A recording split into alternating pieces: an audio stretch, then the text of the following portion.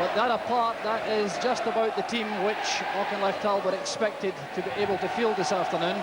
And they have some senior experience among these players. There are 3 of these players who've had senior experience. Ali Wilson, the goalkeeper, who was with Kilmarnock for 3 seasons.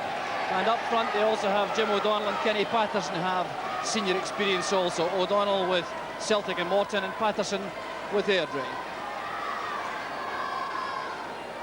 On the Pollok side, there's a major blow in their lineup, and that is the fact that their midfield player Dave Jimison has failed a late fitness test.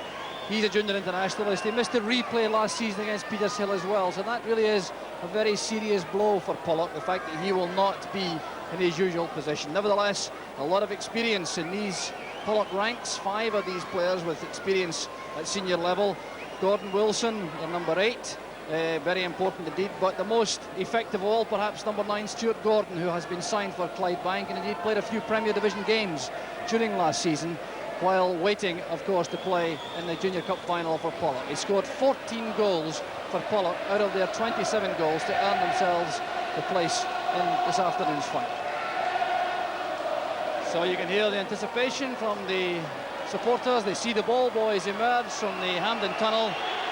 And the team is coming out led by referee and linesman. The referee, Mr. Barry Kilgallen.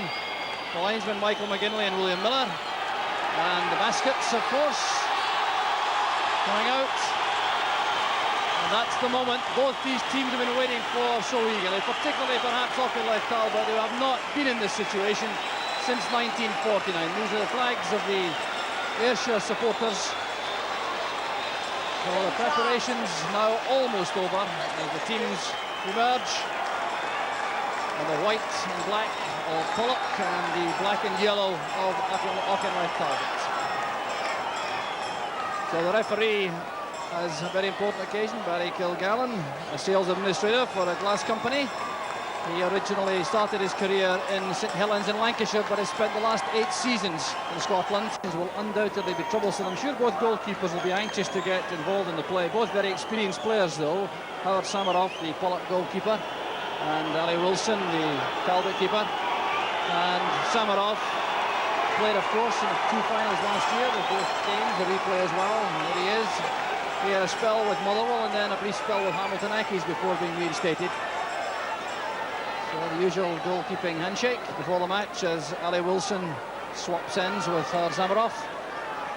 And the referee Kilgallen checks that everything is in order to allow the Centenary Junior Cup final to begin. So the Talbot supporters congregated behind the goal, which will be protected by Howard Samaroff, her left. Number 9 there is Stuart Gordon, very much a key man up front for Pollok, and the Centenary Junior Cup final is underway.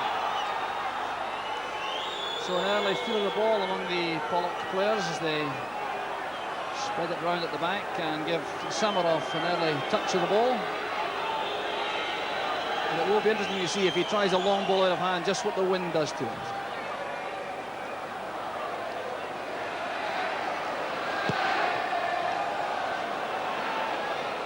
So very awkward indeed as Ian Weir missed the flight of the ball. There's Gordon, and the free kick has been given. First free kick of the match as George Gemmell retrieves the ball, but he'll have to face up to a Pollok free kick. Remember, Auchinleck Talbot wearing the black and yellow and Pollok in the black and white. So the free kick taken, short towards the corner of the box. That's towards Stuart Gordon. He got up well for such a short player, and a chance right away for Pollok. It counts all right. Pollok has taken the lead, and Talbot are completely stunned. Oh, what an opening that was, and certainly trouble for the players with the wind swirling around. It was, in the end, John McCarthy who scored the goal. It hooked from Stuart Gordon, fell to McCarthy who stepped in, rifled the ball beyond Ali Wilson, and that is the perfect opening for Pollok. Ali Wilson, the Talbot keeper, can't believe it, his first involvement in the match, and he's picked the ball out of the net. Players forward in support of this attack. McMillan. His path was blocked by Marshall, but Talbot have won the corner kick. As you can tell, they're certainly a lot lacking in support. Lots of black and yellow favours round Hampden. Coming up from the back, Sam McCulloch to join the attack. Samarov beating the ball out. Young feeding it in again. Gillen was fouled, yes. The free kick's been given. It was Ian Weir who was the culprit. 6 minutes into the match, Pollock leading by 1-0, but Samarov clearly anxious about his defensive formation as Talbot line up the free kick. Number 6 placing the ball is Tommy MacDonald. Bert Ferguson is number 7. That took a deflection, but it's gathered by Samarov. Hustled by McCarthy. Marshall now striding forward. Good play from the Pollock fullback. To Stuart Gordon. Marshall again. A great chance for Marshall.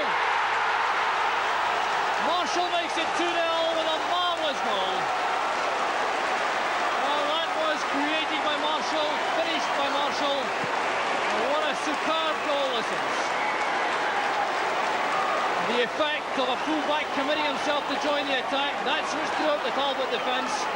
Playing for offside, which was correctly moved aside by the linesman. Stuart Gordon playing it back into the path of Marshall.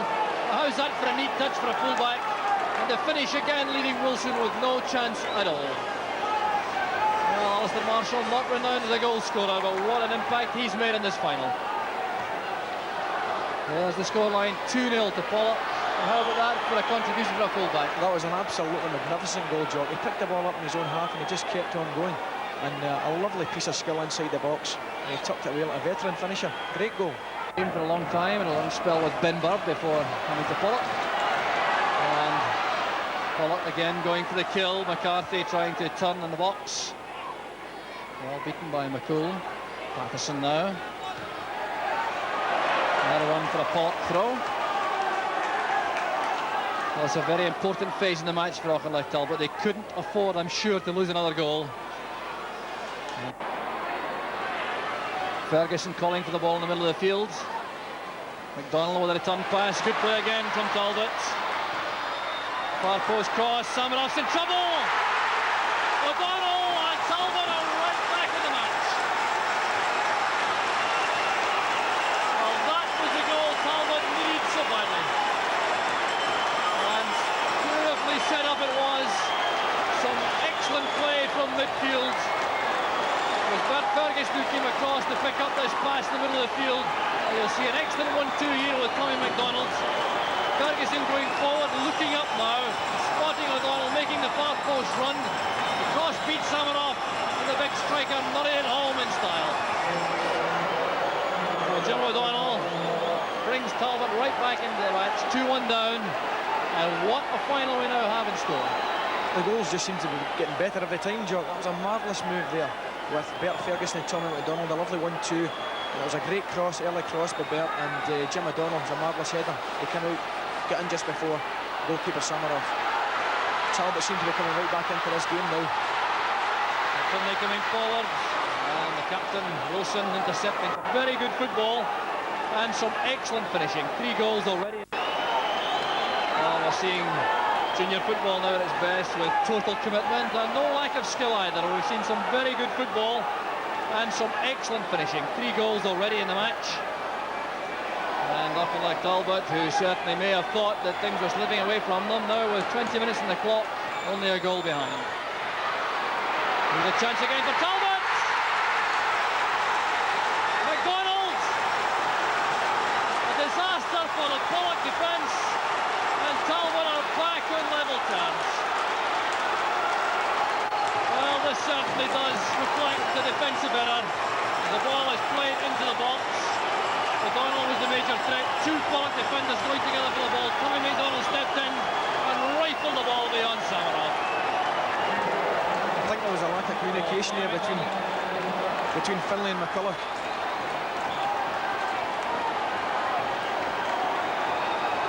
A great finish. Sorry, McClurgan formally came in, and obviously there's a lack of communication there. They didn't seem to shout to each other. And Tommy McDonald got on the end of it and a great finish. Where's this going to end, Jock? Well, this now has all the signs of being a memorable cup final. The Centenary Cup final being graced by a tremendous match so far. Playing it in short.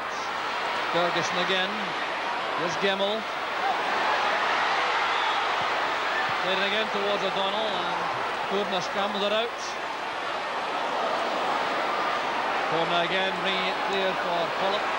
McGall and McCulloch together. And McGall certainly was very angry at McCulloch's challenge. And referee Kilgallen now has a very tough task in his hands. Tempers fraying rapidly. There was no doubt at all that John McGall initially thought that McCulloch went over the top at him. And that's when things began to snap. The referee Kilgallen calling on all his experience. So it's McGall who clearly is in trouble. He reacted very angrily to the challenge from McCulloch. It certainly was just a sign that McCulloch was a shade overzealous going into McGall. But it will be a Talbot free kick when all this is sorted out.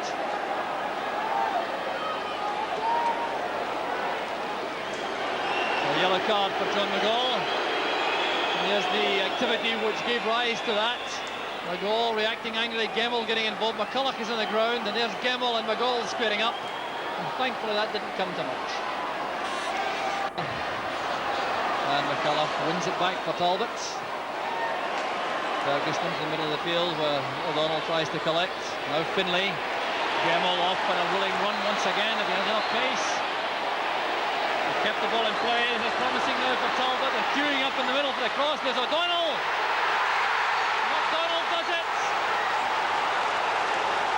Magnificent run to the fullback. Does it again, and Talbot are in front. And the credit for this must go to the fullback George Gemmell. A surging run to keep the ball in play. Found himself with lots of space. Now watch the run made by O'Donnell for the first ball. He couldn't make it. McDonald came charging in to make it 3-2 to Talbot. Another brilliant goal, Jock. What a run from George Gemmell. It didn't look as though he was going to keep the ball in play. Not only did he do that, he got it and sent over a quality cross, and it just beat Jim O'Donnell, but another great finish. Well, fairy tale stuff here at Hampden, no question about it. 3-2 the scoreline. Remember, Pollock were 2 up inside the first 11 minutes. Well, the Talbot bench, remarkable turnaround in their fortunes. But I'm sure that Pollock have not said their last word this afternoon. Welcome back from Ali McCoist to myself to Hampden Park, where obviously, I don't need to tell you, you've seen not only one of the best 45 minutes of the season so far, but Ali, one of the best games any of us have seen. Great entertainment after great entertainment. I think when we got off to a flying start after 2 minutes, I think we all knew from there on in it was going to be a great first half. Right, in fact, Pollock got off to the best possible start with a goal after only 2 minutes. A great start for them at a very important time. And the Talbot defence a wee bit under pressure here, and I felt they really didn't get this one away. It came obviously from the left, as we'll see now. Yeah, I think what we were saying earlier on about getting early crosses in to pose the goalkeeper's problems with this wind, and I think this shows just the case.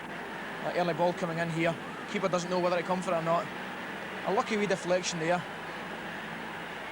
Whereas a good finish by McCarthy, sticks it away well. He kept very cool under pressure did. because at that time of the game, when players are not really terribly warmed up, we could easily have rushed it a wee bit. First 5-10 minutes very nervy, but I mean 2 minutes you come in there and he showed a cool head, sticking it away. A lot of players about him in the box. And of course Pollock did the right thing by deciding to keep on the attack, not to hold on to that lead. That's right. Well, the game. And they were really pushing hard for the second goal, weren't they? Yeah, the first 2 minutes set the standard for the first half. They pushed hard again for the second goal, and they got it. This is a magnificent run. You see, he picks the ball up. Alistair Marshall picks the ball up in his own half. He keeps going and going, drawing defenders with him. A lovely 1-2 wide there. He gets it back, and what about this for a piece of skill? A lovely turn inside, a cool head, and he sticks it away with his left foot. A great finish. Looking at that second time round, it was a better goal second time than it was than it looked at the first. It's a great goal. And marvellous for a full-back, a back four player to come so far forward. That's right. It's good to see full-backs getting forward. I think we're seeing it today. Also with the Talbot goal, some quality crosses coming in from full-backs. And that was a magnificent goal. You'll have to travel far and wide to see a goal as good as that again. Talbot, quite honestly, looked as if their heads were going down a wee bit at that point, didn't they? Until they got back into the game with a very well taken goal. It was very important to get back in the game when they did, because here we can see it now. This is a lovely move. A nice 1-2 here. Yeah, so Good football. O'Donnell just kept on moving here. Yeah. And it's a quality cross coming in here, Arthur. And the goalkeeper again caught no man's land. Jim O'Donnell, very brave, great header, header. And actually, Talbot needed it at that time. Because, I mean, at one felt, if they had got maybe 20-25 minutes gone without scoring, that they might easily have slipped out of the game. That's right. Like I said earlier on, it's very important when they lose a goal not to get the heads down. They've got to come back. 2 minutes later, then they got another one. Fine time, that's right. This was a great goal, free kick. A bit of hesitancy in the Pollock defence here. Yeah, the McColgan Forner there just maybe wasn't a very good shout there. No, I think but what about the finish? Yeah, he tucked it away with a left foot. Great finish by McDonald. And again, shooting into the wind. It's so easy to knock the ball over the top. Very important to keep the head down and just fall through and the roof of the net. Great goal. And talking of roofs, they nearly lifted the roof off the stand. The Auchinleck supporters when they went ahead. And you can hear them up here. The atmosphere's tremendous. The goal that put them in again was a great run. You talked about the good running. Yeah. And George Gemmell here had a superb run on the far side. That's he did well to keep the ball in play. He did very well. It just didn't show you there. He's ran, I think, in his own half. He's kept it in. O'Donnell's unlucky there. And McDonald's knocked over the line again. Doesn't matter how they get in, as long as they go over that line. Well, from my rough records, we've already had more goals than the last time we had 5 goals. I think was back in '72. Well, so already we've had 5, and who knows what might happen in the second. You never know. Ali, thank you very much indeed for joining us, and we'll let you get back up to join Jock Brown for the second half. Thank you. We're going to take a break. Just to remind you, the whole of the second half of the Centenary Scottish Junior Cup final coming up right after the break. You can scarcely believe it after trailing by 2-0 so early in the match. There's Lannan, sent spinning by McGoal. And Lannan's first real involvement in the play is to take a hefty knock. So a free kick will be taken whenever Lannan feels he can resume. And there's whistling all around the stadium from among these Auchinleck supporters. We want to hear the last long whistle from referee Kilgallen. The referee is certainly not happy with the position for the free kick, insisting that John McCool brings it towards the halfway line. Well, the referee checking now with both linesmen. John McCool pumps the ball forward straight through to Samaroff. It's helped on by Marshall. There's Lannan with McGoal. Now O'Brien. McClurg's header, and there goes the final whistle. Auchinleck Talbot have won the Centenary Junior Cup final. And if you're in here at all, you can certainly see how happy they are about that. There are the Auchinleck supporters. It's never happened since 1949. Tommy McDonald got 2 goals. He made the first for Auchinleck.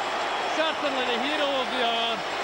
So Auchinleck Talbot the winners by 3 goals to 2. Don't go away, we'll be right back in a minute for the presentation of the trophy and the celebrations to come.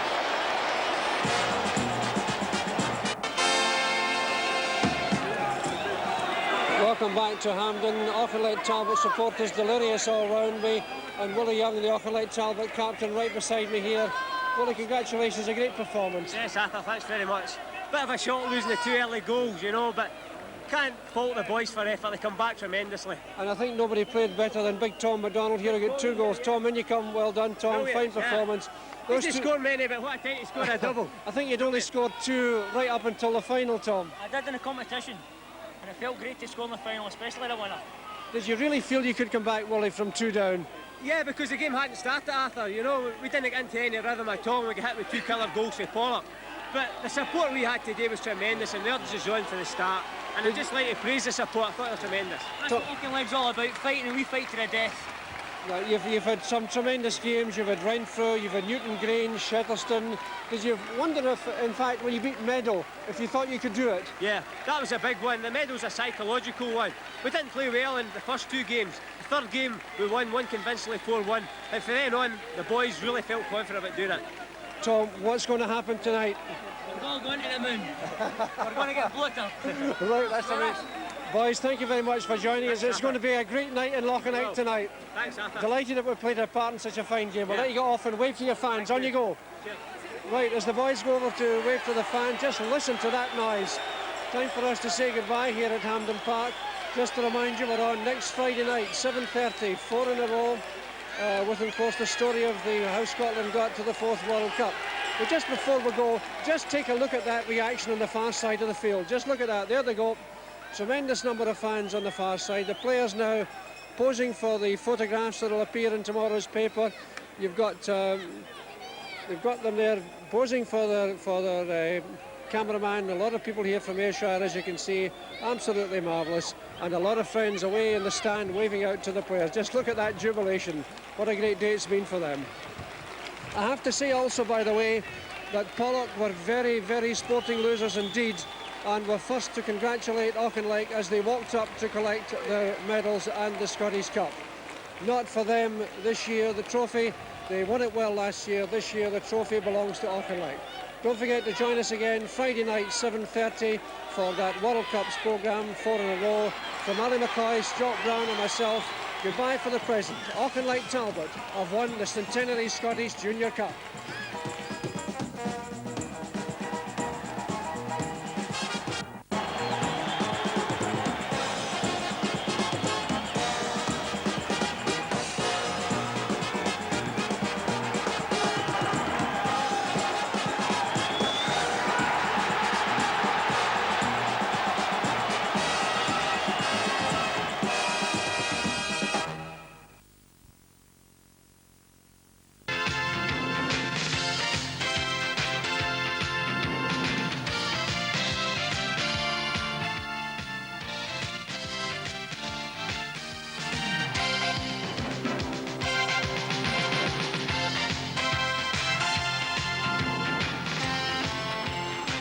Hello, a very good afternoon to you and a warm welcome to Rugby Park, Kilmarnock, where you join us for what looks like being a record-breaking Scottish Junior Cup final.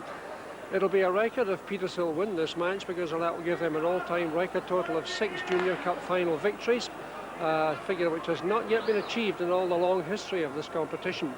And if Auchinleck Talbot win, well, they'll be the first side ever to win 3 successive Junior Cup finals. What a marvellous thought.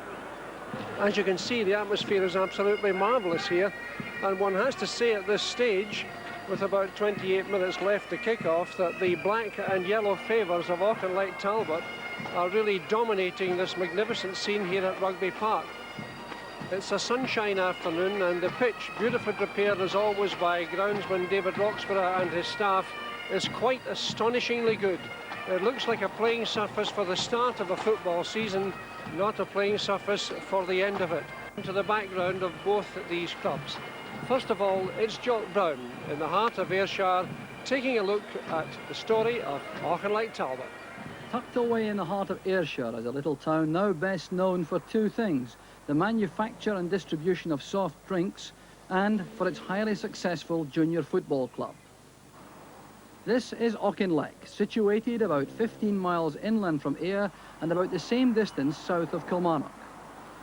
The busy main street disguises the changes made over the years, as do the trim residential estates. But unemployment is now a problem, particularly with the end of the mining era, although there are still relics of the mining days in evidence. Auchinleck Talbot have always been a noted club in the junior game, but time has had its effect. It's a different club altogether now. They're well up, they've plenty of money, and there's no fear to spend if they think that it's going to keep success in Auchinleck. Have you any doubt about who's going to win the final at Rugby Park? If we get playing fit, we'll win it, no bother. It'll be a night of celebration for a solid week. It's the best feeling in the world. If you've never experienced it, to get there to the final, to win a final, it's terrific. And to do it 3 times in a trot works out for a week. It's a holiday. We're going to make history repeat itself. We beat them in Petershill in 49. So this is the first time since we've met them in the final. We're hoping to do it again. What's the impact within the town of Auchinleck's it's success? tremendous. I mean, it's brought Auchinleck to life and the district. There are 3 different supporters clubs in Auchinleck, and there's one in Morton and one in Cattrin. It's tremendous what it's done for the district, not just for Auchinleck. Success has been the norm over recent years at this neat little stadium. So what is the significance of this cup campaign? Oh, it's very, very important. Both the money aspect, obviously the money aspect of it now, but the prestige now has, I think, has taken over from the money. What with the chance of 3 in a row, which has never been done, the chance of history being made. So that adds importance to it, obviously. Do you detect a difference between this final and, say, the first final 2 years ago? No, not really. I think all the finals are really just as important. Once the boys get there, I think, as I say, every final is just as important as the other one. I don't attach any more importance to this one. Ferguson calling for the ball in the middle of the field. McDonald with a return pass. Good play again from Talbot. Far post cross. Samaroff's in trouble. O'Donnell and Talbot are right back in the match. We're seeing junior football now at its best with total commitment and no lack of skill either. We've seen some very good football and some excellent finishing. 3 goals already in the match. And Auchinleck Talbot, who certainly may have thought that things were slipping away from them, now with 20 minutes on the clock, only a goal behind. Here's a chance again for Talbot! McDonald! A disaster for the Pollock defence, and Talbot are back on level terms. Ferguson in the middle of the field where O'Donnell tries to collect. Now Finlay. Gemmell off for a willing run once again if he has enough pace. He kept the ball in play. It's promising now for Talbot. They're queuing up in the middle for the cross. There's O'Donnell. McDonald does it.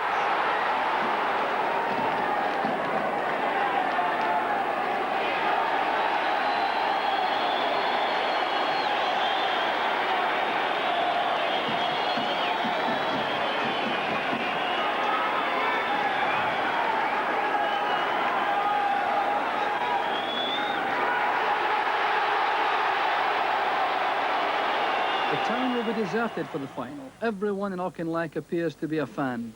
Is any thought given to possible defeat? We don't take a defeat. There's only one hill, it's all downhill for them. It's unthinkable. It's just not in the cards at all. It's not in our plans. If we get playing fit, we'll win it, no bother. Nay bother. And what will the cry be on the day? And now you have a close-up of a very relaxed Auchinleck Talbot dressing room. The players going through the final preparations for this afternoon's match. Some very important rub-downs going on. But the players clearly have been through this all before and they're very relaxed indeed. The captain, Willie Young, is with me. Willie, what's the mood in the camp? Yeah, very confident, John. Hopefully we'll do it. Now, you're in the away dressing room. I think that was by choice. Is that right? That was by choice. Every time I've came to Rugby Park in previous seasons, we get the home dressing room, we've lost. Ever since we get this dressing room, we've won, so we haven't lost in this dressing room. So it's a kind of lucky omen for us. Now, you are the hot favourites this afternoon. How does that affect your preparation? Not really, Jock. We've been favourites all season, to be honest. And every game in the Scottish Cup has been a pressure game for us. So we're pretty confident, no problem. Any special plans for the start of the match? No special plans. We'll just hit. We're trying to play our normal game as soon as possible, and that's going forward and try and hit Petershill as quick as we can. The fact that you could do the record here of 3 in a row for the first time ever in junior football, is that a factor which is in your minds at all at this stage? No, really. The day's game, it's a Scottish Cup final. We want to win it. After the match, history, be it if we win, will be made. That's great. But the crowd are reacting to the history bit. But we're trying to play it down and just win this game. And do you feel a big responsibility for the people of Auchinleck who've travelled up here today? Yeah, they're there in their thousands today, and they'll be cheering us on. All season we've been away from home, they've followed us. So hopefully we'll do it for them today. Now, the mood we had in our feature just before the interview just now was that there was no real prospect of defeat for Auchinleck Talbot. What do you think of that? Yeah, well, we haven't thought about it, Joe. I mean, you never think of that in cup finals. We've got to be positive and think of winning, and that's what we're going to do today. Very best of luck to you. All the best, all of you lads. Good luck. Thanks, fellas. Well, there we are. We've now been joined outside the dressing room. Look there at the referee's dressing room. And don't they all look calm and relaxed, Ali McCoy, don't they? They look as though they're all looking forward to it there, and it's a smashing day, so hopefully we've a lot to look forward to. As I said. Just before we talk about the Junior Cup final, a post-trip to yesterday, I suspect you might have a couple of sore ankles, at least one. One or two, especially my left ankle. A bit sore at the moment, Arthur, but as I say, that's the end of the season now, so I'm looking forward to my break. So far as the Junior Cup's concerned, I think that right in saying this is the third one in a row you've done with us? Yes, that's correct, Art. This is my third final. As I say, this is a great day for me. I thoroughly enjoyed the Junior Cup final. It's a smashing day. I was speaking to a few of the Talbot fans outside there, and I think they've got me as a lucky omen for them. This is the third one, and they've won two, so they're looking forward to today's match. Marvellous atmosphere here, isn't there? Absolutely. You look over there, a fabulous crowd again, and we're looking at the park earlier on. Conditions are magnificent, and it's going to be a feast for football today. I was just talking about this pitch. It looks as if it's a park, you know, like the beginning of the season, not the tail end of it. It really is. I played on a park yesterday down at Wembley. The surface was magnificent, and you come up here and you look at this rugby park. It's a credit to the ground staff. It really is. Yeah. The magic of the juniors. You know, I'm thinking of the chat outside and the mingling of the spectators and the families and so on. The magic of the junior game seems to go on, doesn't it? I don't think we'll ever lose the magic of the junior game. And when you look over there, you see the thousands of Talbot fans up the stand there, especially the Peters Hill. They're out in great numbers. And thankfully we've got a great day for it, and the old magic of the Junior Cup is still alive and kicking. There's a lot of pressure, of course, on both clubs. As I was saying in introduction, Peters Hill going for a 6th victory, which is unique. Talbot going for a hat-trick, which is also unique. I wonder if this will put a wee bit of extra pressure on the teams. What do you think? Well, I don't know if it'll put any added pressure on the lads.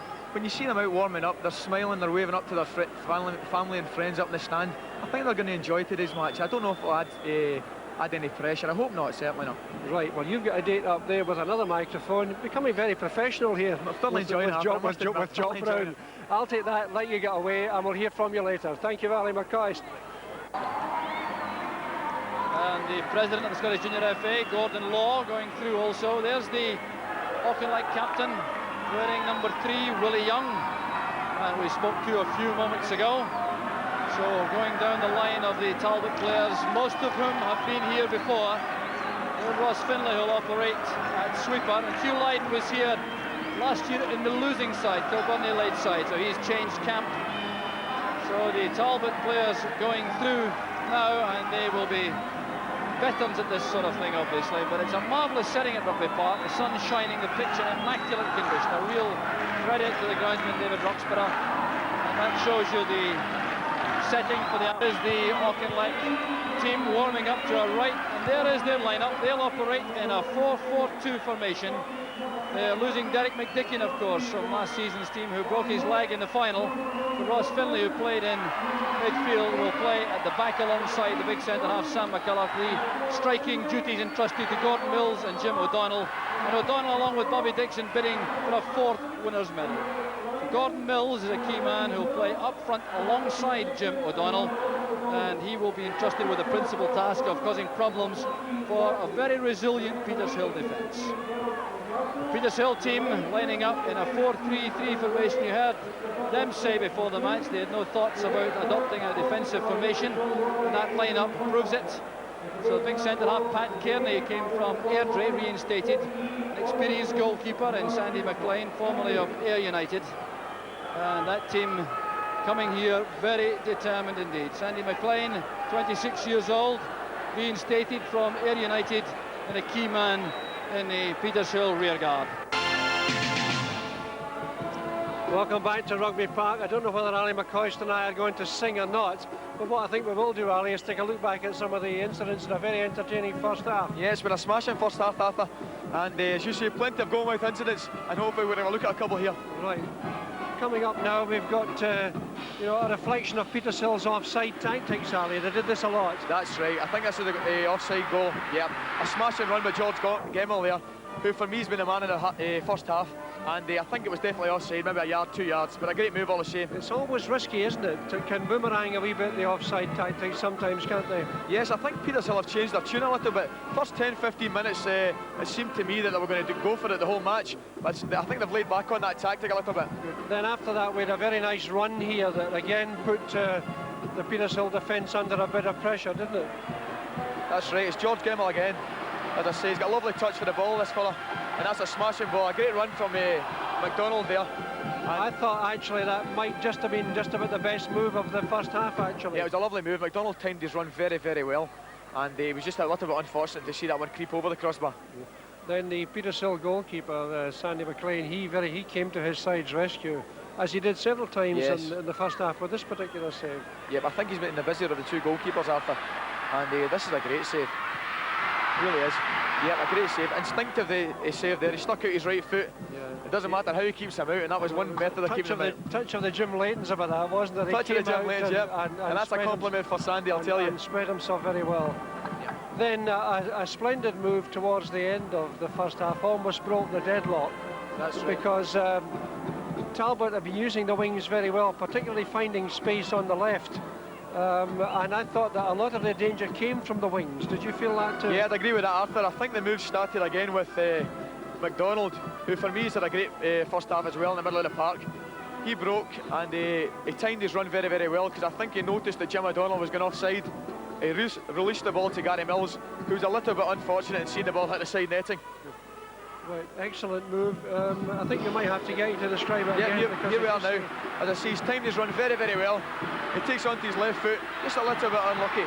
Out of shot there, as you probably can't see in the angle there, Jim O'Donnell had run into an offside position. So it was a marvellous play from McDonald. Timing of the pass was very, very important. And again, the keeper just doing the right thing, just making it that wee bit more difficult. That's right. The goal that came out in narrowed angle very, very well again. I'll let you get back up for the second half. Thank you very much, Mr. Ali. See you later. I think 1 or 2 tired legs. Goals will definitely come, I'd say. Good running there by Patterson to take the pass from Willie Young. Talbot now trying to get players in the forward position to support Patterson. Cut back, and there's the goal. Brilliantly finished in the end by Tom McDonald. 10 minutes into the second half. A brilliant move from Auchinleck Talbot, who had struggled in the second half. Tom McDonald takes the salute of the Talbot fans, and this was a magnificent goal. Tom McDonald supporting brilliantly again from midfield, but it was the pass from Willie Young which started it all off, sending Kenny Patterson away on the left. He carried the ball forward, looking for the support to arrive inside, looking up to check what was happening there. Then when he eventually plays the ball to the near post area, there was McDonald with the instant finish to leave McLean for once without a hope. What a magic goal it was. A smashing run from Kenny Patterson. And McDonald just pulled, he stopped his run and just held out, and it was a great finish. I was delighted with the way he celebrated his goal. There's Tom McDonald, what an important impact he's made. He scored the winner in the 1986 final, and he may well have done enough again this afternoon to do it in 1988. Back to Gemmell. No flag this time. Mills is onside. This is a great chance for Talbot. They're queuing up now in the middle. Delightful chip to the far side, and a rescue job. Here's Reid. Well read there by Finlay. Finlay on the bust, he's onside. Well, now that is controversial. The linesman's flag is up. That will not count. In fact, the referee has given the goal. He's overruled the linesman. The referee has overruled the linesman and given the goal for Auchinleck Talbot. Ross Finlay has scored. Now, what is the referee doing? No, the flag remains up, and the referee has now given the free kick. The linesman Ian Skeen from Inverurie had his flag up very early on, but this must have been very close indeed. Ross Finlay was the player who made the pass, then supported it from midfield. Well, that angle doesn't tell the story, but from this position, it looked as though he may well have been onside when the pass was released. I honestly believe that the linesman gave the offside decision against the boy in the outside right position. I don't know who it was. I think it could have been, I'm not sure, maybe Hugh Lydon, but I think I would have given the goal. I think Ross Finlay timed his run to perfection. It was a great through ball from McDonald. As I say, I think the offside decision was against the player in the outside right position. But it's one of these interfering with play decisions again, Jock. Do you or don't you? Well, that may well have been the case. It was Gordon Mills, I think, who was in the outside right position. He may well have been in an offside position. For my money, Ross Finlay appeared to be onside when the pass was released. He's a very unlucky player indeed, and it was an anxious moment there because it did appear initially as though the referee had given McClafferty out for a throw. The whistle will go at any second, and there it goes. Auchinleck Talbot have made history. They've won the Scottish Junior Cup for the third time in a row, for the first time that's ever been done. And the Auchinleck Talbot fans now savour the celebrations. The players celebrate also on the field. It's been a stupendous effort. Tom McDonald was the player who won the match in the 55th minute with a great goal. And the Talbot players now begin the celebrations in style. Ali, well worthy of victory. A marvellous game, Jock. Done Scottish junior football proud. It's been a fabulous game. Obviously my heart goes out to the Petershill players, but really I think on the day the edge has to go to Talbot. A marvellous goal, worthy of winning any cup final. But big Pat Kearney and guys like Jim McGinley, they obviously feel disappointed, but they've done themselves proud today. So there are the Talbot players. They've won the Scottish Junior Cup. We'll be right back in a couple of minutes with the presentation of the trophy and with some interviews. So don't go away, we'll be right back in a couple of minutes. Welcome back to Rugby Park. There's a fine view of the Scottish Junior Cup, which will now be presented by Mr. John Walker, the sponsor of the tournament today. There's John Walker with the cup. Willie Young, the Auchinleck Talbot captain, comes forward to collect the trophy for the third time in succession. And you can tell from that the Auchinleck fans certainly feel as though this is well worth doing once a year. So the trophy passed among the Talbot players. The goalkeeper, Ali Wilson, not terribly busy in the match. Such was the command which Talbot had for much of the time. Ross Finlay, number 4, had a marvellous match in defence. He played in midfield last season. And there's the scorer of the winning goal, Tom MacDonald. What a match he had with a fine finish 10 minutes into the second half. So there's Gordon Mills down to Kenny Patterson, who created the winning goal with a great run and cross. So all the way through the subs, Willie Russell, there's Hugh Lydon, who had a loser's medal last year for Kilbonney. George Rattray holds it aloft. There's George Gemmell, who was playing with such distinction this afternoon. And right down the line it goes to Sam McCulloch. And Derek McDicken there on the stage, just coming forward. There's McDicken with the cup aloft. He was a broken leg victim a year ago, hasn't played since. So the Auchinleck squad members going through, the fans waiting there for a lap of honour, which will no doubt be offered by the victorious Talbot team. Well, I think you can take it that the Talbot backroom staff are very happy indeed. Well, the manager, Willie Knox, is the last man through. He gets a special ovation. And now the losers collect their medals. Always a poignant moment this. There's Colin Spence. And some very healthy applause here from the Talbot players, showing a great deal of respect for the losing team, who battled so hard, contributed so much to the occasion. Disappointment all over their faces, but they certainly have no cause to be anything other than proud of their contribution to this match. There's Willie Young offering handshakes to the losing Petershill players. Always a very tough moment for the losing team. There's Jim McGinley, who'll be in senior football next season with Partick Thistle. They remember this with a degree of sadness, there's no doubt about that. So there are now photographs to be taken of the victorious Talbot team, most of whom have been over the course not once but twice before. So the press photographers gather round. A happy scene there as the Talbot players savour the moment when they've won the Scottish Junior Cup once again. And that is a moment when history has been made. So there's the scene within the stadium. Ali, that's an occasion you've enjoyed also, winning a cup. Yeah, it's the greatest feeling in the world, Jock. And those boys have started celebrating now. I think it will go into the early hours of tomorrow morning. They're looking good, boys. I just say again, it was a marvellous final and a marvellous goal to win the final. So these are the victorious Talbot players, and just before the presentation, Arthur Montford had a word with the man who scored the winning goal. That's Tom MacDonald, who scored 10 minutes into the second half. Conversation before, haven't we? Yes, we're getting little friends together. 2 years ago we were the same. Now this goal today actually looked pretty simple, but I suspect it was one that would please you tremendously. Definitely. Young Kenny done tremendously on the left. beat a couple of players cut inside, just knocked it in front of me and I'd done the rest. It sounds simple, but very, very important. Yeah, go and be a lot of hard work done running off the ball. It's not appreciated. It was actually a very tough, hard game. Strong tackling, uncompromising. It was never a classic, but it was a good game. We always knew it was going to be tight because Peter Silver kind of physical team, and they didn't lose many goals. They were good and they were consistent, but eventually we got the break to counter. Well, you've done it the hard way this year. You've had 5 of your first 6 ties. We're all away from home. It's been a long, hard season for you. Yeah, and we've still got a few games to go actually. But the semis and the final are away, so we're just getting used to the away ties. You played Whitburn here. Of course, it took you a couple of games to beat them, but this must really be a lucky ground for you. Yeah, well, it's not so much the ground, but I like the away dressing room too, actually. I'm a wee bit of voodoo about that. Really, so is there a preference for dressing rooms as well? Yeah, we prefer the away dressing room when we come here.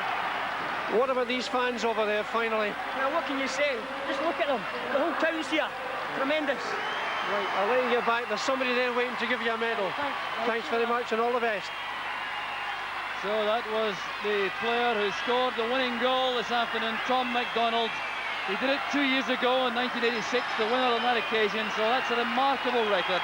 The lap of honour now continuing among the Talbot players. There's George Gemmell, with a very distinguished helmet and with the fans showing their appreciation behind the goal. At the moment, the Auchinleck Talbot fans having a superb afternoon.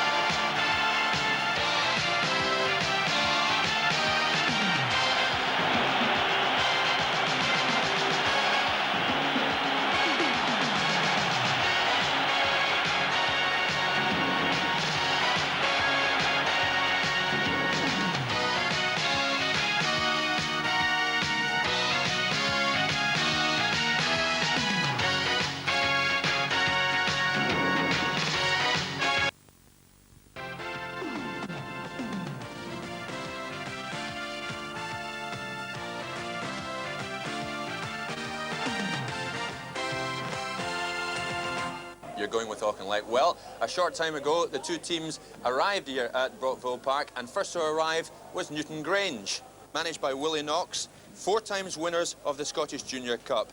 I love their nickname. Talbot are known as the Bot. Ken McRobb spoke to some of the players. This season. Tom, you're obviously here expecting the sunshine at least. Yeah, as long as the rain keeps off, the supporters will be okay. You've got some record now because you played in the 3 Cup wins of 86 to 88 and you scored the winning goal in 2 of them. Yeah, I've not so bad average. I've scored 3 goals in 3 finals, so 2 in 1 and 1 in the other. Now, Auchinleck go into this game as firm favourites. Is that good or bad as far as the preparation's concerned? The preparation's been good. The hardest tie was Dunnipace. It took us 3 games to beat them, but the boys just got together. We got the result at the end of the day, so we're quite confident.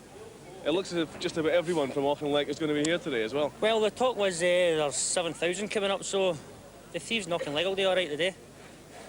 He looked more like a rapper than a player, I would have thought. Well, we'll take a short break there. Coming up, the route to the final for both teams, including action from their semi-final victories. So join us again here at Brockville in a couple of minutes.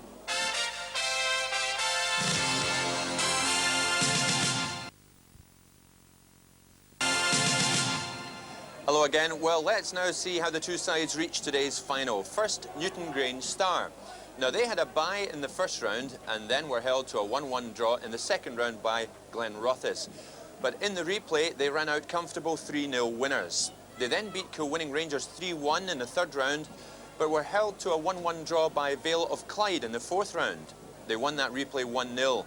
In the fifth round, they beat Lesmahago 1-0, and then a 2-0 victory over SC Stonywood took them through the quarter-final. So then, it was a semi-final and a meeting with Glenafton. Before this match, the media attention had all centred on Glenafton's player-manager, Alan Ruff. Jim Delahunt reports. After all the pre-match publicity, Alan Ruff got a taste of things to come in just 10 minutes when he had to touch a Gordon Parkin header over the bar. But Glenafton scored first after a bad pass back by Richardson forced a corner. Malky Adams, the scorer, right on the half-hour mark. Glens 1-0 in front. With 3 minutes to half-time and Newton Grange on the attack, Rough sustained what looked like a knee injury. It later transpired he'd broken a thumb. A roasting from manager John Buckley at half-time paid an instant dividend. The equaliser for Newton Grange, a marvellous goal by Gordon Bailey.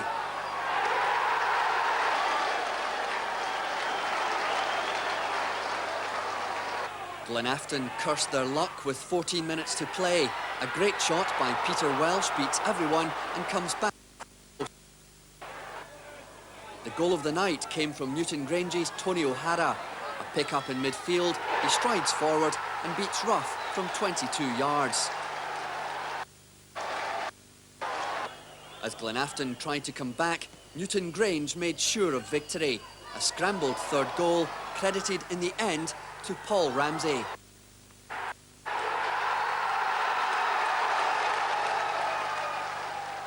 Well, Gordon, how do you rate Newton Grange? Well, like Auchinleck, they've got enough years in their ranks, so they certainly won't be overawed by the occasion, that's for sure. And talking to one or two of the Newton Grange fans coming into the ground, I mean, they've got high expectations of Stuart. A tricky little winger, seemingly he can turn the game. Very tricky, can beat the best of full-backs, give them a real rough time in his own form. They did well to come back because, I mean, as we saw there, they went to Glenafton. Yeah, it's a pity. I'd love to have seen Alan Rough here today, actually, you know. But yeah, that was a good result for them. Glenafton had a terrific record in the Junior Cup and other cup competitions this season, so that was no mean achievement. That was a difficult game for them. Interestingly, Gordon, I mean, goals could be the problem for Newton Grange. Statistics, 15 goals scored en route to the final. Now, that's not a lot. No, but it's getting to the final that's all important, not how many goals you score. I know you Auchinleck, and they seem to score an awful lot of goals, and I really do think they've got a much bigger goal threat with people like Gordon Mills and Willie Thompson playing for them. I mean, I spoke to the big lad O'Hara there, and he's looking confident. I'm sure he's confident he'll knock in a goal or two today. They are the underdogs, and they're being outshouted by, quite a sizable number of Auchinleck fans. They're going to be up against it, aren't they? Yes, they're going to be up against by the outstanding team in junior football over the last decade, and they're going to be outshouted and outnumbered by supporters. I mean, there was estimated, 7,000-8,000 coming from Auchinleck today. I don't think there'll be that many, and there was supposedly 4,000 or 5,000 coming from Newton Grange, but that doesn't look to be the case so far. But we're still going to have a very healthy crowd. So Newton Grange have it all to do. Well, what of Auchinleck's path to the final? No problem for them in the first round. A 5-0 victory there over Cooper Angus. Then a 5-1 win over Anbank in the second round. In the third round, they met Ormiston Primrose, a 3-2 win there. Then a 7-1 hammering for Neilson Juniors in the fourth round. They then beat Forth Wanderers 3-1 in the fifth round, and then a real struggle with Dunny Pace. That went to a second replay, and a 2-1 win there at neutral Newlandsfield took them through to the semi-final and a meeting with Arthurlie. Auchinleck signalled their intentions early when a free kick by Hugh Lydon rattled the bar. The same player had better luck just before the half-hour mark when a spectacular overhead kick opened the scoring. Well worth another look.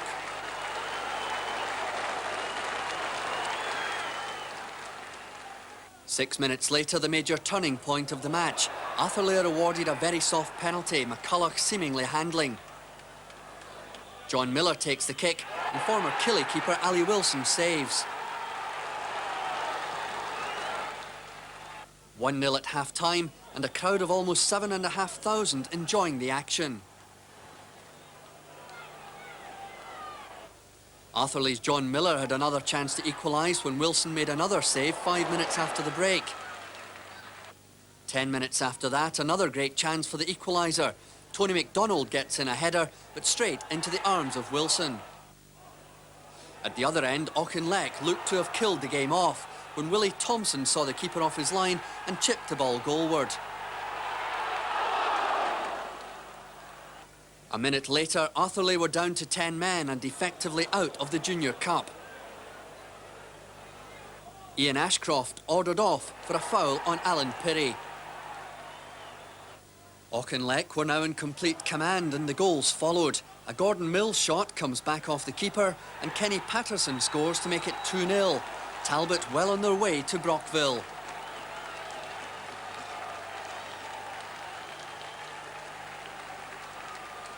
The goal of the night was the last, the Auchinleck attack, brilliantly beating Atherley's offside trap. Alan Pirrie shoots at the keeper and scores the rebound. 3-0 to Auchinleck Talbot. Well, Gordon, it might have been a different story had Ali Wilson not saved that Atherley penalty in the semi. Yeah, well, Atherley were strongly fancied before for a good run in this Junior Cup final. If anybody was going to beat Auchinleck, it was them, but they didn't. And as you look through some of the action and some of the goals there, and you look at the Auchinleck team, they really have got some smashing players, as we'll see here today. They've got Hughie Lydon in the middle of the park. Was terrific on set pieces, great at free kicks, and a really talented player. Little Kenny Patterson, ex-Airdrie, is a good midfield player, and Willie Thompson, a player that I signed from Dorai Thistle to Airdrie, who's a talented little winger as well, and Gordon Mills, the top goal scorer in Ayrshire football this season. And again, though, Gordon, I mean, looking at the goals, the statistics here, 28 goals in 9 cup matches. That's not bad, is it? Yeah, they know where the back of the net is, that's for sure. But as I say, you mentioned players like that, and other players like that. And certainly there seems to be laughs and jokes and a good atmosphere in the dressing room, and just about kick-off time as well. Oh, we're ready to go. We're looking forward to it very much. No nerves? No nerves.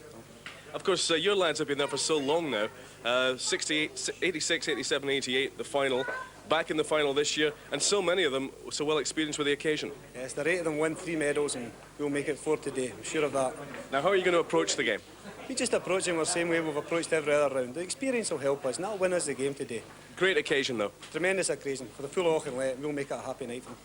Well, just about everyone is there from Auchinleck, it would appear, from out in the terracings, so you'll want to give them something to cheer on this afternoon. Yes, there's no much employment in the village, and we'll give them something to cheer on this afternoon, the party tonight. Thank you, John, and good luck. Thank you. They're all in good spirits, aren't they? Well, the man in the middle today is Joe Kelly from East Kilbride, and he is with Jim Delahunt. Joe, it's a big day for the players, but a big day for the referee as well. It certainly is a big day for me. It's my first big final. I'm really looking forward to it, same as all the players are. I'm quite sure we'll have a nice day out there, and I hope everyone enjoys it. As you say, you haven't done a final before, but I believe you ran the line in the semi-final last year. I was on the semi-final at the same ground last year, yes, the eventual winners, Hill of Beath, and I think this ground's lucky for me. What will you be saying to the players just at the last minute before the match? Just enjoy themselves, relax, and play a normal game of football. Joe, have a good game yourself. Thank you. Thank you.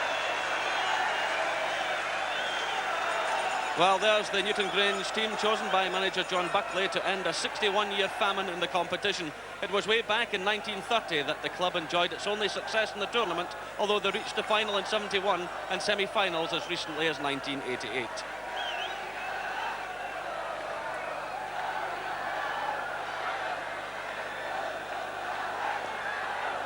Well, while Newton Grange tried to span that 61-year gap, Auchinleck's lineup can boast many a medal, with a number of these players enjoying the triple Junior Cup successes of 1986, 87 and 88.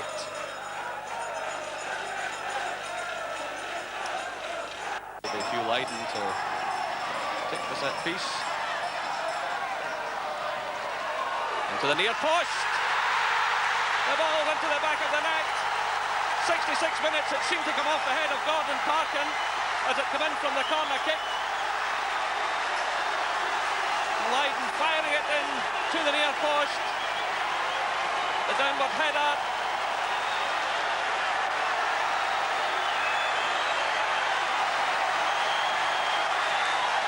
(1-0) to Auchinleck. Well, it's a tremendous corner driven in there by Lydon, Jerry. And what a finish that is. Alan Caswell really had no chance at all. The ball was coming across far too quickly for him to come for it, and he had no chance at all. So McCullough getting the final touch, just out-jumping Gordon Parkin.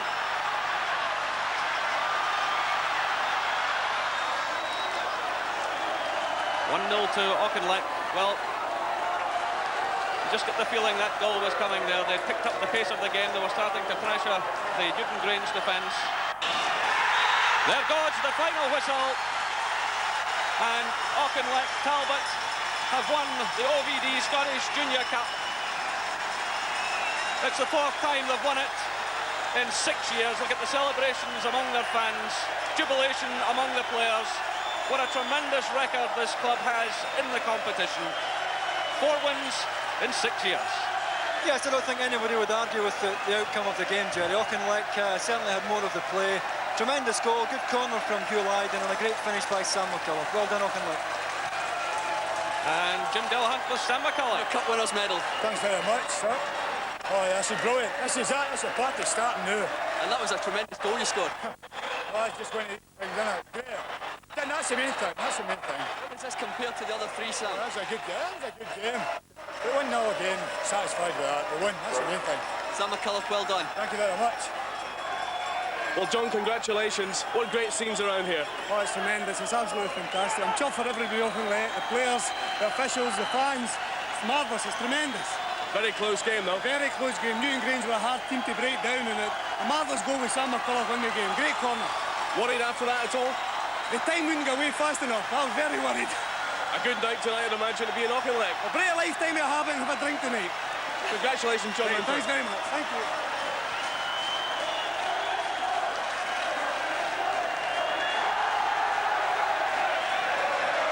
Well, there's someone getting a souvenir of a great occasion. Scenes for them there, Gordon. Were they winners, you think? Yeah, I think so. They pressed forward a little bit more in the second half, certainly with what they did in the first half. They steadied down at the back. Ross Finlay played well. It says here in the programme that he's the best uncapped player in junior football, and I've got to agree with that in the second half performance. I like big Sam McCullough there. I mean, euphoria has got to him. It was a great game, according to Sam. I think we watched a different game, but anyway, I mean, it's entertaining, isn't it? Yeah, it wasn't a great game at all, but I mean, I don't expect Auchinleck fans or players are much too bothered about that. They're taking the cup back for tremendous scenes at Auchinleck tonight, and as we say, deserved a good goal at one. Hughie Lyden, very good at set pieces, as we mentioned before the game. Big Sam McCullough, always a threat at corner kicks, got his head to it, 1-0. There is a goal there, Gordon. That was the difference between the two sides. I mean, a tremendous header, wasn't it? Tremendous header. Yeah, he knocked it in well, but it was a smashing corner for Hughie Lyden. He is their playmaker. He played in fits and starts today, but he got the all-important corner. Sam McCullough got the all-important goal. It's amazing. They have some affinity with this tournament, Auchinleck, don't they? They've got an astonishing record in this tournament and the West of Scotland Cup as well, which they've won something like 9 times in the last 11 seasons. So the Auchinleck fans down below us here are well used to these type of celebrations that are going on just now.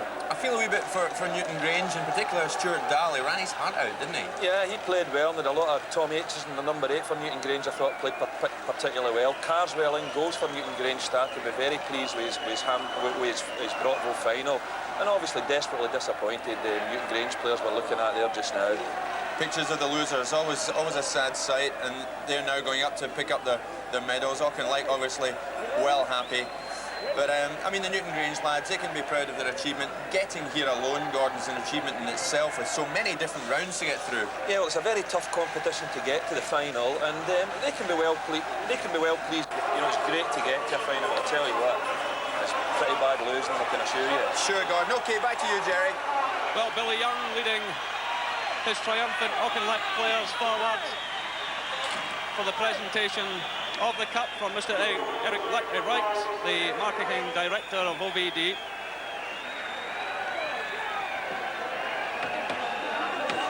Billy Young, a proud day for him. Signed in 1980 from Ardrossan Winton Rovers. He's captained the Junior Scotland side 6 times in 11 international appearances. And again, the cup held aloft for Auchinleck.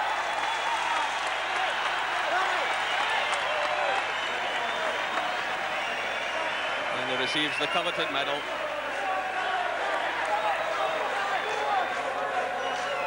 Well, Willie Wilson desperate to get his hands on the trophy, but he has to wait for the photographers. There it goes now. A fine match by the Auchinleck keeper in difficult conditions. He hands it now to Kenny Patterson for a splendid game he had, and a very proud moment for all of these players, Davy.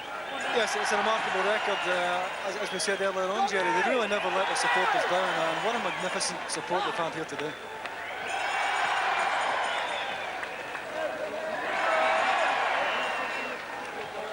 So the fans savouring every moment. 4 final victories in 6 years, the 5th time in their illustrious history that they've won the trophy, and for manager Willie Knox, his 36th trophy success since being appointed way back in 1977. And they really have written some marvellous chapters in the history of Scottish junior football. Willie Knox, another proud moment for him. I wonder how many other managers can boast 36 trophies, Davy. Yeah, tremendous record. I think Newton Grange will be disappointed, Jerry. They had a couple of chances early on in the game that they didn't take, and Auchinleck really steamrolled them in the second half. The experience, of course, of being in finals before. Well, that makes all the difference. The occasion might have been a bit too much for some of the Newton Grange lads, but Auchinleck have been through it all before, particularly the back four players. They've played together for years, and that showed in the second half. Ross Findlay was absolutely magnificent. And Sam McCullough has been voted man of the match, the goal scorer, after 66 minutes. And the trophy there for Willie, man of the match, you must be pleased. Very pleased. This is what I came here for. I came to this club to win things, and that's the third thing. I'm just so pleased to win it. It's fantastic. I can't even believe it. It's a different world. Talbot always looked confident throughout the match. We started off a bit slow, but we came through and we looked comfortable at the back. And when we got the goal up, we're hard to beat when we get a goal up. But give them their credit. They're a better team than we thought they were. They're a really good side. Well done. Congratulations. Thank you. Thanks very much. Bye. Well, that was Jim Delahunt there with Willie Thompson. So a jubilation all round here. The final score, Newton Grange 0, Auchinleck 1. You know, a nice thing I think we should mention, Gordon, this club, Auchinleck Talbot, I mean, look at that. They have themselves a superb band of supporters, don't they? Yeah, there's a terrific following through today, and I think, I mean, I've never known a junior club to dominate junior football the way that they have over the last 10, 12 years. Certainly not in my lifetime, anyway. Great sight. Congratulations to Auchinleck Talbot, winners today. Well, that's about it from here at Brockville and for us for the season. We're back again in August with our Friday preview programme, Extra Time. We'll have a results service on Saturdays, and Scott Sport on Sunday will bring you the best of the football action from both sides of the border and, of course, from Europe, plus all the top sports news stories. Thanks for being with us throughout the season. From all of us here at Brockville and the team back at Cowcaddens, it's goodbye for now.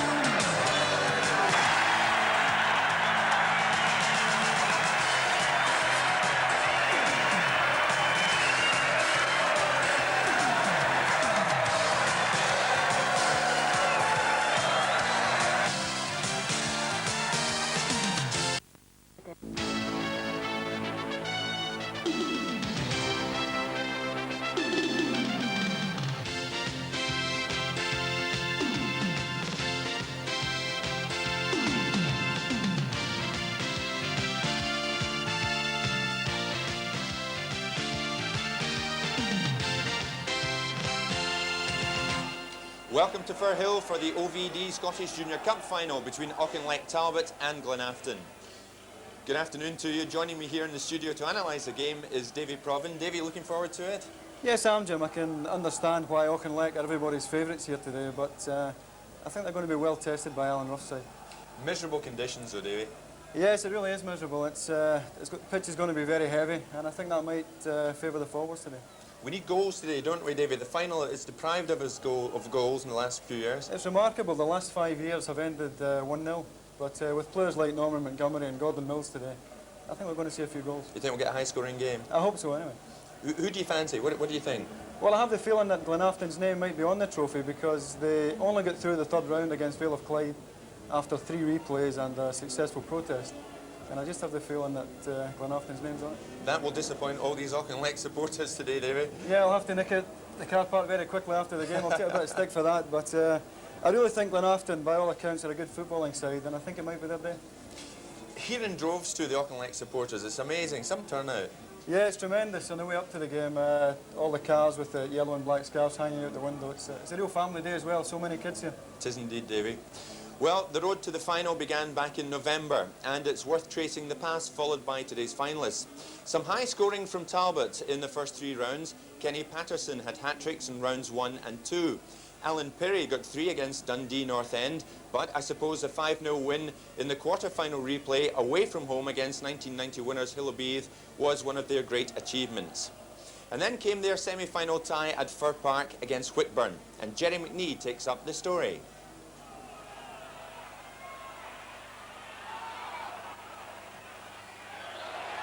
Right through now to Gordon Mills.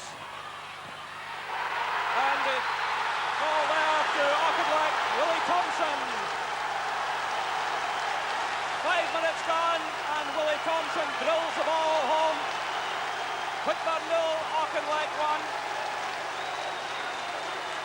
Well, he hit it with great style there. It was played in from the right side of the area by Gordon Mills, and just look at this for a finish.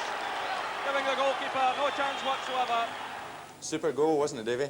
Yeah, Gordon Mills is so important for them, Jim. But Hugh Lyden in midfield, as he proved last year, is so influential. He's the man who makes all the passes from midfield, and I'm sure Alan Rough will want to keep him close down. How do you rate these players, Davy? I mean, they're juniors, but I mean, how do you assess them? Well, I've played against some of them. Some of the Glenafton side in particular. Big Alex Kennedy, who was with Motherwell, of course. Jamie Doyle. So, you know, although some of them have been reinstated to the junior ranks, they have a lot of experience and a lot of ability. That's the magic, I think, of the juniors. Their experience, as you say, there's youth and experience, a nice blend. Well, it's going to be interesting today because the Auchinleck back four, I think 3 of them are the wrong side of 30. And it's going to be very interesting to see how Norman Montgomery plays against them. We will watch for that, Davy. Well, so Talbot in their 5th final in 7 years. Incredible, isn't it? Well, let's look at how Glenafton, who've never won the cup, reached today's final. After a first-round bye, they had an easy passage against Balbeggie. Norman Montgomery got 3 there, but a marathon tie developed against Vale of Clyde, including a protest by Glenafton over an unregistered player turning out for the Vale. That was upheld, and the Ayrshire club got through eventually by the only goal of the game. And so to the semi-final. That was against Beath Juniors at Somerset Park, and watching for us, Jim Delahunt. The majority of the 8,000 fans at Somerset were Glenafton supporters, but despite outshouting their North Ayrshire rivals, it was Beath who took an early lead. Steve Monin took a free kick from the left, and number 8 Hugh Finlay was there to head a wonderful goal past Glens keeper Chris Kelly. Finlay had a chance to make it 2-0 5 minutes later, but this time he was off target. In the second half, it was all Glenafton, and this overhead kick by Peter Conlon was just one of a string of near misses. With 13 minutes to go, the equaliser. Tommy Brown went down just inside the box, and the referee awarded Glenafton a penalty. Stevie Lindsay was entrusted with the kick, and the game was bound for extra time. 2 minutes from the end of the first period, Glenafton made the decisive breakthrough. A loose ball in the penalty box fell to Peter Conlon, who headed over the stranded Beath goalkeeper. In the second extra period, OVD man of the match Norman Montgomery scrambled home a 3rd goal for Glenafton. And then, with the match won, substitute Peter Welsh made it 4-1 for Glens, the Beath goalkeeper well exposed, and Welsh signalling the start of a party night in New Cumnock. Well, David, judging from that, they've got the players who could win them the final.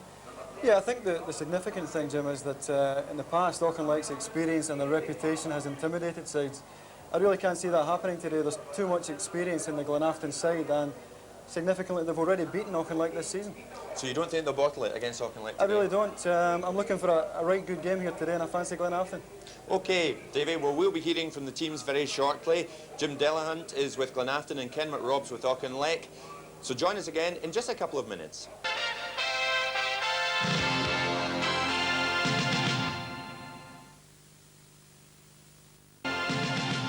Welcome back to Firhill. It's the OVD Scottish Junior Cup final between Auchinleck, Talbot and Glenafton. So let's now go to the Auchinleck dressing room, and Ken McRobb is with the skipper Willie Young. Willie, just a couple of minutes before kick-off, are these the most difficult moments, perhaps? Yeah, everybody's just waiting to get out now, Ken, and got on with it. All the preparation's been done, we just can't wait to get into it now. You get a chance to make history this afternoon. It could be the 6th time that you take the trophy. That's right, the club was going for a record. No other club has done it before, so it would be a unique achievement if we could do it, yeah. But the most important thing for us is just to win the game and bring the cup back to Auchinleck today. I see you've got a couple of mascots behind you here. They're not playing, are they? Maybe they're better in some ways, right enough, but no, they're not playing. They're from two local schools, and they'll lead the team out today. Well, let's hope you enjoy your game. Thanks very much. Cheers. they're enjoying themselves. Who's with me now, Alan? You and 4 of the players, of course, no strangers to the Thistleholm dressing room. It certainly wasn't at this dressing room when I was here. The improvements here are absolutely fantastic, and I wish they were like this when I was here about 15 years ago. Now, Talbot aren't listening to us at the moment. What was the team talk? I've just told the boys to go and enjoy themselves, let the football do the talking, and I'm sure if they get a wee break, you know, any luck that's going, I'm sure they'll come out winners. There's been a little bit of rain. What do you think of the surface out there?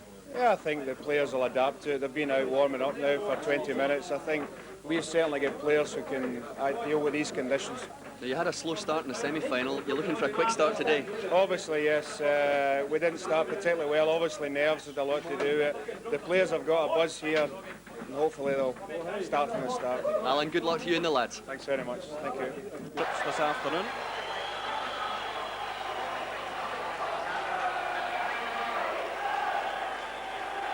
So a big day for both clubs. Alan Ruff was saying just before kick-off that he expects a few goals because the teams know each other so well. He reckons they'll have a real go, and he knows that Auchinleck will try and make the early running. Chris Kelly there, the Glenafton goalkeeper. So the nerves will be jangling at the moment. Both sets of players will just want to get this underway.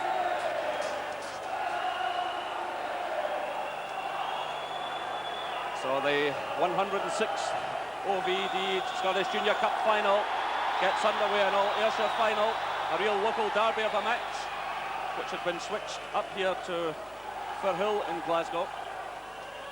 And the game kicks off some 8 minutes late. There's still a few fans pouring into the ground. So an early touch for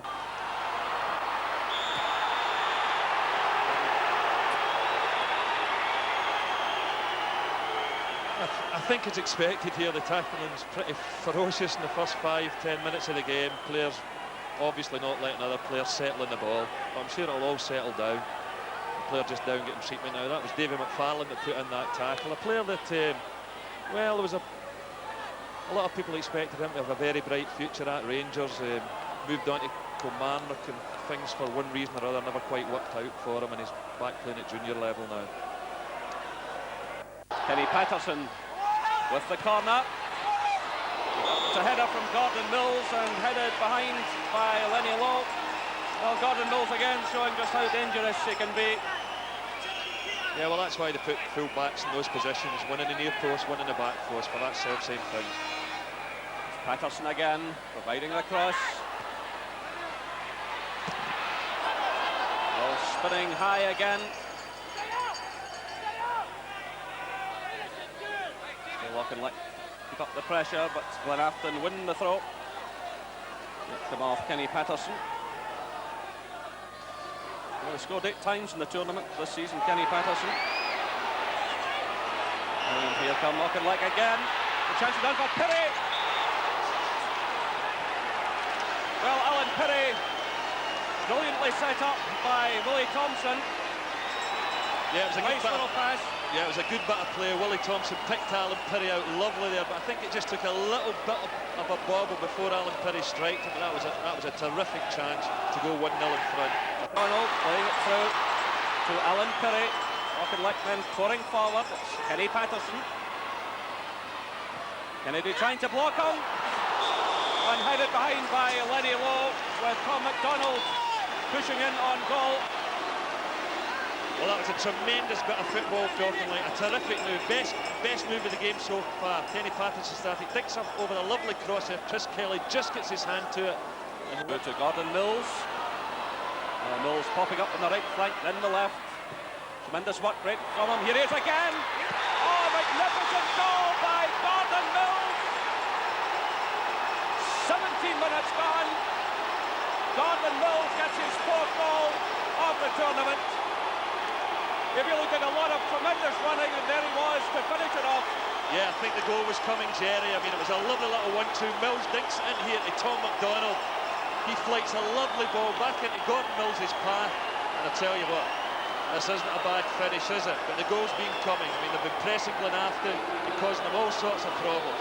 But another lovely little 1-2, lovely little bit of skill with Tom McDonald. And a terrific finish with Gordon Mills. and a well-deserved goal. Well, tremendous play from the big fellow. Played so well in the semi-final too. Can Glenafton pull one back? Good handling by Derek Hoy. Well, Glenafton stung into action. Yeah, the ball broke nicely there for Tom Brown, but Derek Hoy down, covered it. Davey, what do you think about the first half? Auchinleck thoroughly deserved their lead. Yeah, they're 1-0 ahead, Jim, but it's 1-0 going on 3 or 4. And I think that Willie Knox, the Talbot manager, will be disappointed that his side don't have it wrapped up already. On the balance of play, they deserved their lead. I mean, as early as the 16th minute, Kenny Patterson, he's played well and moving forward and a good cross. Yes, he's shut down here, the defender's goal side, but somehow he manages to make a yard and delivers a great cross to the back post. And the right back, Lenny Lowe, does his job properly and heads it over the bar. But that's a magnificent cross there, just over the top of the goalkeeper. Good defending. When we got the goal, I mean, it was a cracker, Gordon Mills. What a finish. Well, I mean, that goal was fit to grace any cup final. Magnificent goal. A good 1-2. Tom McDonald knocks it in behind. And that is just a sensational finish. Tremendous finish. I mean, he started the move and finished the move. Yeah, he played the 1-2. He managed to stay onside as well. And the goalkeeper, Chris Kelly, just had no chance there at all. It was always going to take something like that, Davey, I think, to split the two, wasn't it? Yeah, I think the difference, really, Gordon Mills has been magnificent for Talbot, but he's had so much support from Tom McDonald and Alan Perry from midfield. And looking at Glenafton, Jamie Doyle and McFarlane really haven't managed to get forward to support their front players. Chris Kelly's been a busy man in the Glenafton goal, obviously, and Perry came close. Yeah, it's a good ball to the back post. Knocked down, and he hits it first time in the volley and a good save. And Chris Kelly really has kept Glenafton in the game, because were it not for his performance today, they'd be 3 or 4-0 down. He's a good shot stopper, isn't he, Davey? Yeah, he's very good. I think he'll be disappointed with his central defence, though, because so many times the ball has been played into the box and they failed to clear it. They really haven't covered them at all. Glenafton got their chance, Davey, and certainly it fell to Norman Montgomery, and he'll be kicking himself at half-time, I'd have thought. Yes, I think Auchinleck thought it was going out of play, but the ball was cut back. Norman Montgomery, who has scored 48 times this season. That's incredible, isn't it? Should really have done better. He really doesn't get anything on that at all, and at the worst, he should have hit the target. That should have been his 49th, yeah, shouldn't it? How's this going to go then, Davey? What do you think about the second half? Well, I think Alan Rough will be reasonably pleased that having played so poorly, they're still in the match, and he will feel that his side will get 1 or perhaps 2 chances in the second half. They're certainly not out of it, but they really have to start playing. They've been outclassed so far. The holders have been strong, though, haven't they? I mean, they want to retain this trophy. Yeah, you can't take it away from them. Another final, they realise they're on the brink of their own little piece of history here if they win it for the 6th time. And they look very relaxed. There's so much experience, and they've just been so far ahead. Sure, absolutely right, Davey. OK, well, it's Auchinleck Talbot 1, Glenafton 0. Welcome back to Firhill. It's Auchinleck 1, Glenafton 0. Let's rejoin Jerry McNee and Gordon McQueen.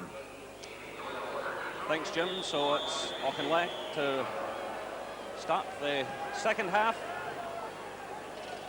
Glenafton have made a change. They've brought on Andy Milligan for Jamie Doyle.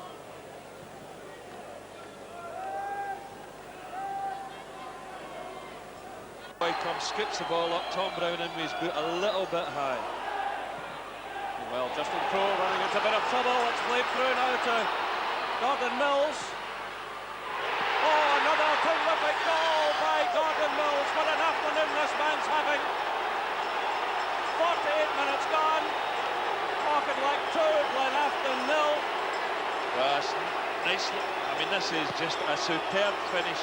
Initially, it was bad control, bad chest control. Willie Thompson whips the ball in. If he controls this first time, just ball runs behind him a little bit, but looks up and dinks a delightful little chip over Chris Kelly's head into the back of the net. His second terrific goal. I mean, this is wonderful finishing. Good control, looks up, over it goes. Great goal. So that takes his tally in the cup competition this season to 5.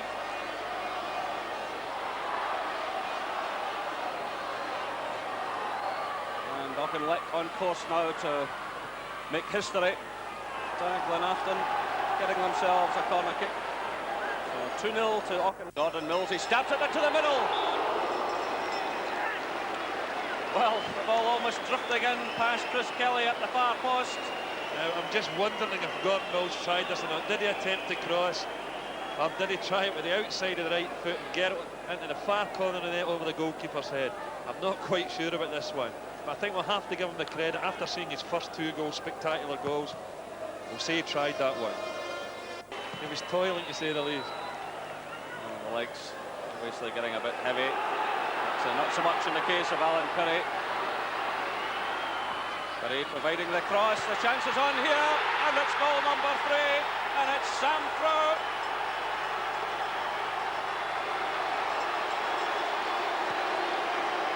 Well, I'll tell you what, it's a terrific little cross from Alan Perry here. Finds Sam Frew at the back post, and a good diving header there by the substitute.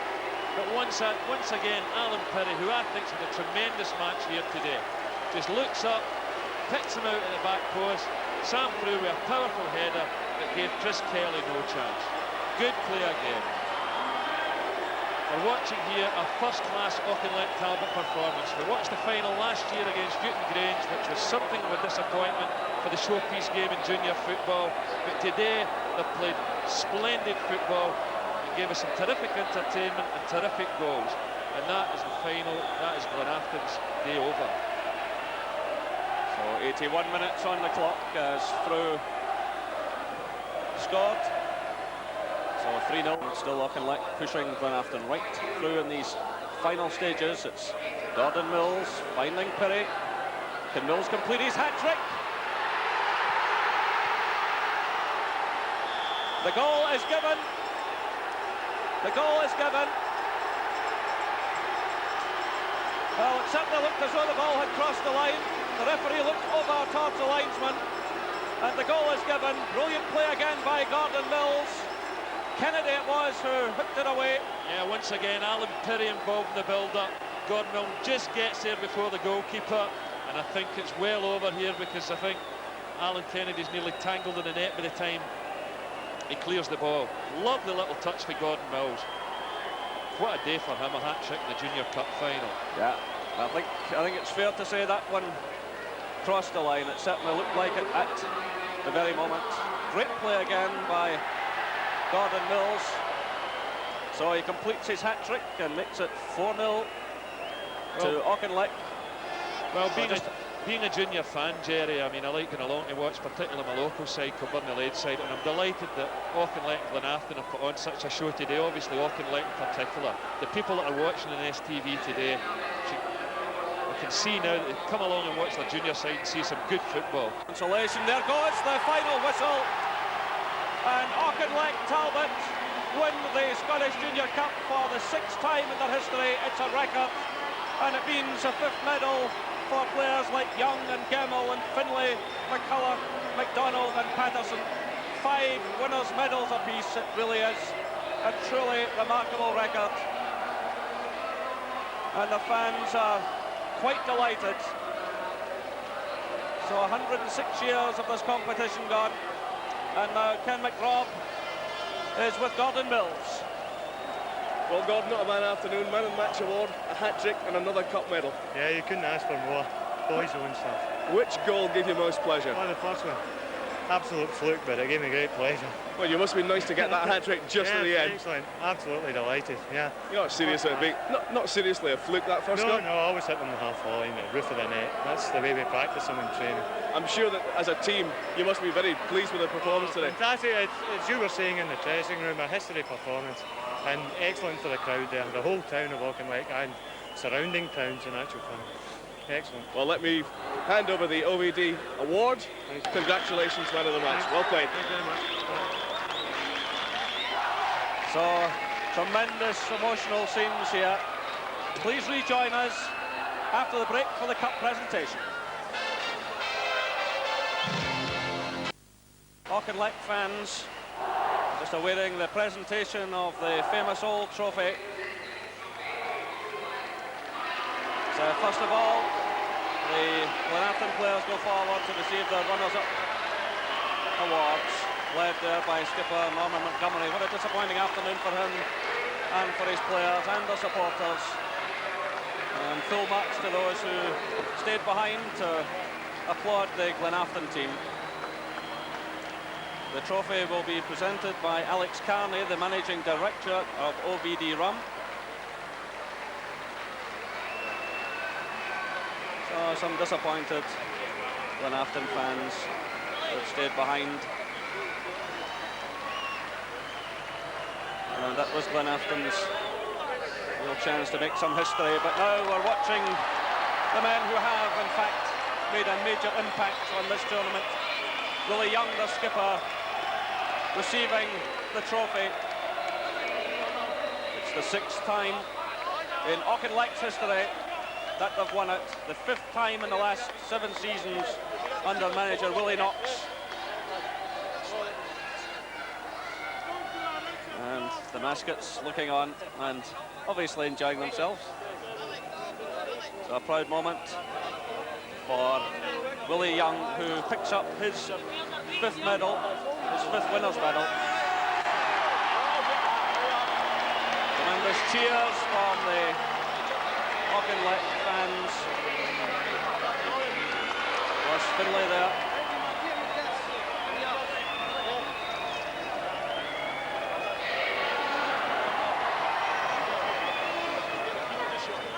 Was Finlay picking up the plinth of the trophy. And Willie Young is with Jim Delahunt. Willie, win number 5, does it still feel the same as the first one? Tremendous, yeah, I mean it really does. Especially the way we won it today, it even makes it more pleasing, yeah. When are you going to give someone else a chance? Well, we'll keep going as long as we can. We're professional, we came to do a job today and we certainly did it. Did you enjoy it this afternoon? Oh yeah, I mean the last time we won it was been 1-0 all the time, you know, a bit heartbreaking to the end. But today we get a chance to play football and we did the business and we enjoyed it. Yeah. And this man, Gordon Mills, he's the Ali McCoist of the junior game. Tremendous. By his standards, he hasn't scored as many this season, but he'll not score any better 3 goals than that today. Willie, well done again, thanks. Very much. Cheers.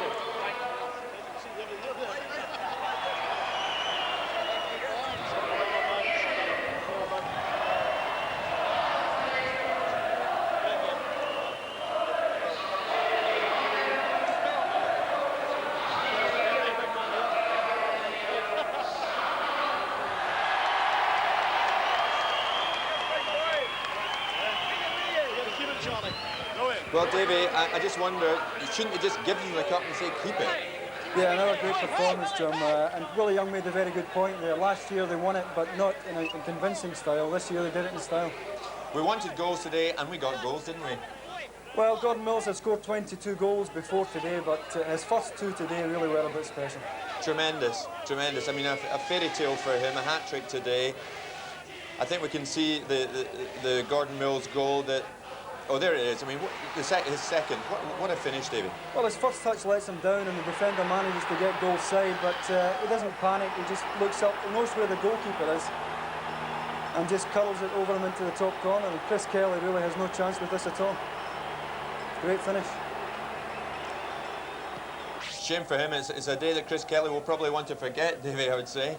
Yeah, I think the Glenafton lads in general would want to forget it, Jim. As Gordon McQueen said earlier on, they can certainly play better than they did this afternoon. Sure, of course. What a great moment for Big Sam Frew coming on. As a substitute, of course. Another cross from Alan Pirray. Gordon McQueen was right, David. What a great game he had, but this is a good finish too. Well, Alan Pirray ran the short, the right-hand side for the whole game. And it's a good ball to the back post and a good header. Goalkeeper again, no chance. Great for them. They just seem to do it on the big occasion, Auchinleck, don't they? Well, that's where the experience came in. I think there might have been some question marks over whether the older legs would hold out, but they really strolled to this victory today. He looked a bit surprised, Big Gordon, when that was awarded, but he was due it. My goodness, he worked hard. Ah, great scenes, David. Thoroughly enjoyed it. Well, there it is. Auchinleck Talbot 4, Glenafton 0. Well, that's all from Firhill and the domestic season, but we'll be back with comprehensive coverage of the European Football Championship in Sweden, which starts on June the 10th. And don't forget, we'll have live and exclusive coverage on this channel of Scotland's opening match against Holland. That's on Friday the 12th of June, plus their 3rd match, that's against the CIS the following Thursday. And we'll have highlights of the game against world champions Germany on Monday, June the 15th. So for all the top news, reports and comment, make this your channel for the European Championship. From all of us here at Firhill and the team back at Cowcaddens, from us, it's goodbye.